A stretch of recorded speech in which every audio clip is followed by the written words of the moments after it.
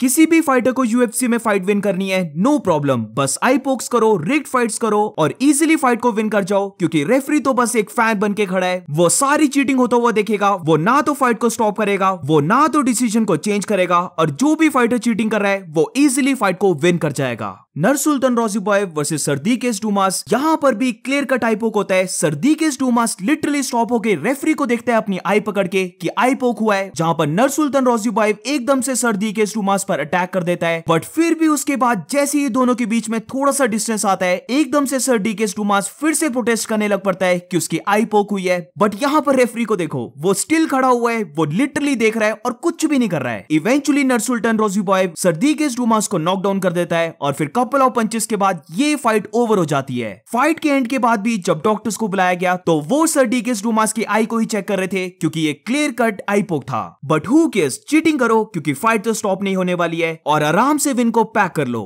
अब सिर्फ अगर कार्ड में यही फाइट होती तो मैं तो इसको कवर भी नहीं करता, बट स्टिल हमारे पास अभी 2 और फाइट्स बची हैं जो कंप्लीटली आउट ऑफ माइंड थी। अब बारी आती है क्रिस वाइडमैन और ब्रूनो सिल्वा की। एक बार नहीं, 2 बार नहीं, 3 बार भी नहीं, 4 बार आई पोक हुआ है, जहां पर फाइट ओवर होने से पहले एक बारी में 2 बार आई पोक होता है। बट अगेन अगर रेफरी को देखें तो वो कुछ भी नहीं करता है, फाइट को चलने देता है। और इवन अगर रेफरी इसको आई पोक्स भी नहीं मानता है, बट स्टिल अगर हम देखें तो क्लियरली ये जो स्टॉपेज था ये एक अर्ली स्टॉपेज था। Regardless of the I pox ये अर्ली स्टॉपेज था, बट डेफिनेटली फाइट में आई पोक्स हुए हैं। आई मीन क्रिस वाइडमैन ने 4 बार आई पोक्स किए हैं, बट स्टिल उसे फाइट को दे दिया जाता है। बिग स्क्रीन में आई पोक्स भी शो होते हैं, बट रेफरी इसको कुछ भी नहीं करता है। Now I do get it कि क्रिस वाइडमैन को सारे लाइक करते हैं, हर कोई चाहता है कि क्रिस वाइडमैन फिर से विन करे, बट चीटिंग करने के बाद विन करना, जहां पर चीटिंग करने के बाद कोई भी स्टेप नहीं लिया जाता है, ये कंप्लीटली गलत गेम है। अब ऐसा भी नहीं बोल सकते कि रेफरी को पता नहीं लगा कि आई पोक्स हुए, एथलेटिक कमीशन को नहीं पता लगा कि आई पोक्स हुए, क्योंकि जैसे ही विनर को अनाउंस किया जाता है, यानी कि जब क्रिस वाइडमैन इस फाइट को विन कर जाता है by so called technical knockout और अपने इंटरव्यू को देता है, तो उसी के बाद ये अनाउंसमेंट आती है कि ये जो क्रिस वाइडमैन की विन थी, इसको टेक्निकल नॉकआउट से हटाकर यूनानिमस डिसीजन दे दिया गया है।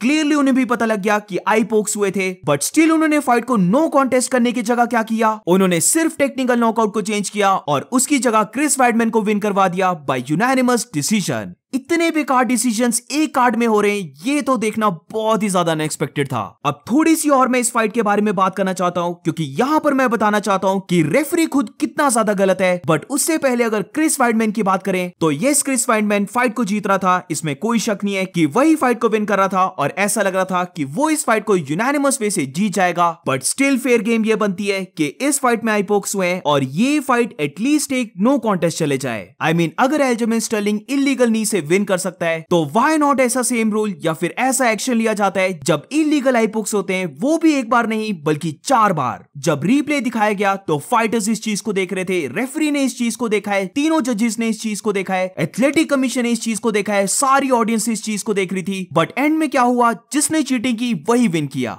तो ऐसी फाइट्स तो बेसिकली फाइटर्स के लिए एग्जांपल सेट कर रही हैं कि तुम चीटिंग करो, तुम आई पोक्स करो, वो भी मल्टीपल टाइम्स करो, तुम्हारा ना तो पॉइंट डिडक्ट होगा, ना तो फाइट नो कॉन्टेस्ट होगी, तुम बस आई पोक्स करते रहो और इस फाइट को एंड में जीत जाओ। ज्यादा से ज्यादा क्या होगा, जिस वे से तुम जीते होंगे वो डिसीजन चेंज हो जाएगा और बेसिकली तुम एक यूनानिमस वे से विन कर जाओगे। तो एथलेटिक कमीशन के जजिंग रूल्स में ये बहुत ही मेजर फ्लॉ है और आई डोंट थिंक सो कि ये किसी रूल में भी लिखा है कि फाइटर फाइट को विन करता है चीटिंग की वजह से और उस विन को एक नो कॉन्टेस्ट करने की जगह सिर्फ इतना किया जाता है कि फाइट जिस वे से विन होती है बस उसी को चेंज किया जाता है। अगर तो ऐसा कोई रूल है तो ये बहुत ही शिटी रूल है, क्योंकि बेसिकली इसमें फाइटर्स को एनकरेजमेंट मिल रही है कि वो और ज्यादा चीटिंग करें। अब थोड़ी सी बात करते हैं जो रेफरी था उसके बारे में। तो ये चीज तो मैंने अभी कवर कर ली कि रेफरी ने बेसिकली कुछ भी नहीं किया, वो एक स्टैच्यू की तरह खड़ा हुआ था, उसने ना तो फाइट को स्टॉप किया और जब ये फाइट ओवर भी होगी तो ना तो उसने अपने डिसीजन को चेंज किया और ना ही किसी एथलेटिक कमीशन या फिर किसी जज ने इस चीज को चेंज किया कि एक ही टाइम पर क्रिस वाइडमैन ने 2 आई पोक्स किए थे जिसकी वजह से वो फाइट को विन किया। बट इसी के साथ एक और चीज है कवर करने की, और वो ये है कि जब सेकंड बार आई पोक हुआ जहां पर दोनों ही फाइटर्स ने आई पोक किया, तो ब्रूनो सिल्वा ने रेफरी से टॉवल मांगा अपनी आई को वाइप करने के लिए, सेम जैसे उसने फर्स्ट आई पोक में मांगा था। बट यहां पर रेफरी ने ब्रूनो सिल्वा को टॉवल देने से मना कर दिया और बेसिकली बोला कि कम ऑन मैन, फाइट करना स्टार्ट कर दे। क्लियरली रूल ये बोलता है कि अगर फाइटर को प्रॉब्लम हो रही है आई से देखने के लिए तो वो पूरे 5 मिनट ले सकता है, जहां पर उसे टॉवल भी मिलेगा अपनी आई को वाइप करने के लिए ताकि उसका विजन फिर से वापस आए। But during during the fight referee सारी रूल्स की धज्जियां उड़ा रहे हैं एंड सो व्हाट अगर फाइटर थोड़ा सा ज्यादा टाइम ले रहा है फिर से अपने स्टेमिना को रीगेन करने के लिए, क्योंकि end of the day I पोक हुआ है यानी कि चीटिंग हुई है, तो इतना तो फाइटर डिजर्व करता ही है। तो एब्सोल्युटली बुलशिट डिसीजंस। और अभी ये वीडियो ओवर नहीं हुई है, क्योंकि अब बात करते हैं को मेन इवेंट की, जहां पर विसेंटे लुके ने ग्राउंड में जाने के बाद लिटरली कुछ भी नहीं किया है। उसने सिर्फ अपने गार्ड को ऊपर किया और जोकिम बकली लगातार पंचेस को थ्रो करता रहा